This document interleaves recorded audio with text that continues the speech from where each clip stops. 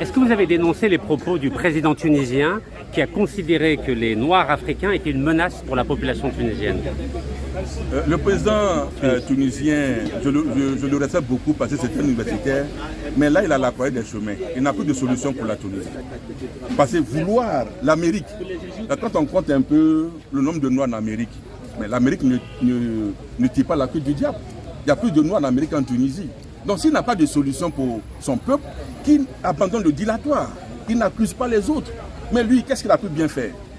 Qu'est-ce qu'il a pu bien faire pour les Tunisiens eux-mêmes d'abord, avant d'accuser les Noirs? C'est parce qu'il n'a pas de solution qu'il cherche des boucs émissaires. Ce sont aux États-Unis là. Il y a plus de Noirs qu'en Tunisie. Mais les États-Unis ont la bombe atomique, ils sont premiers. Voilà. Donc s'il n'a pas de solution pour son peuple, qu'il ne cherche pas un bouc émissaire. Il est dans le dilatoire. Okay? Le président il est fatigué, il est âgé, il n'a plus la capacité de réfléchir. Voilà. Il faut qu'il... Ce qui est un peu malheureux en Afrique, c'est que les gens ne respectent pas leur âge. Quand tu as fait une lutte et que tu as atteint un âge, tu dois savoir dire je m'en vais écrire, voilà, je m'en vais écrire mes mémoires pour instruire la postérité, l'avenir, et je laisse la place à quelqu'un d'autre. Mais eux, ils sont fatigués, ils ont des problèmes de concentration, et c'est le cas de Kais, ça ne va pas chez lui. Voilà, parce qu'il n'a pas de solution pour la Tunisie. Est-ce que vous avez l'impression que les Noirs sont les boucs émissaires de l'échec des autres États africains, notamment l'Afrique du Nord? Effectivement, oui. Ça, c'est une belle vision et c'est ce que je viens de dire, c'est le résumé. Voilà, s'il avait les solutions pour son peuple, il n'allait pas dire que les Noirs, partout où on est aujourd'hui, on a besoin d'un petit de soi-même, on a besoin de, par solidarité, comme il a dit tout à l'heure, on a besoin de vivre en solidarité. Mais les Noirs ne sont pas la cause des problèmes des Tunisiens.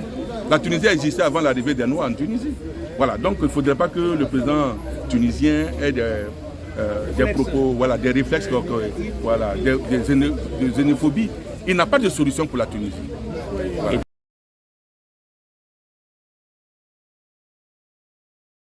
I am honored to deliver this speech concerning the human rights record of Tunisia. Hailed as the birthplace of the Arab Spring, the Tunisian people can be proud of their human rights activism.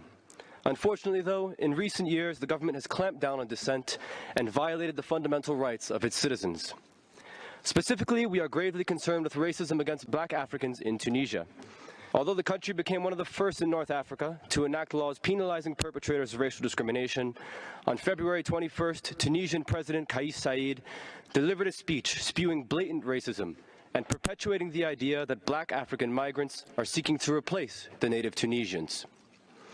He said, and I quote, "Hordes of irregular migrants from sub-Saharan Africa are unnatural and serve to change the demographic makeup of Tunisia. This hate speech has since led to unnecessary violence."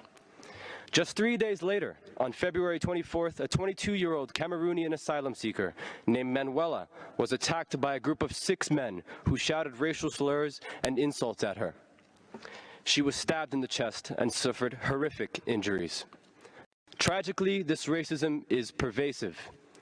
And so we ask Tunisia, when will your president condemn this racism, hatred, and violence?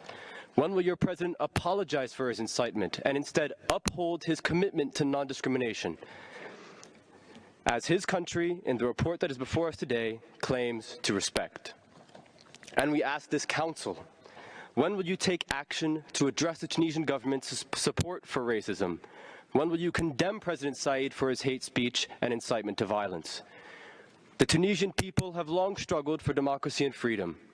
So let us now stand with them to work towards a future where all individuals, regardless of race or ethnicity, are treated with the dignity and respect they deserve. I thank you, Madam President.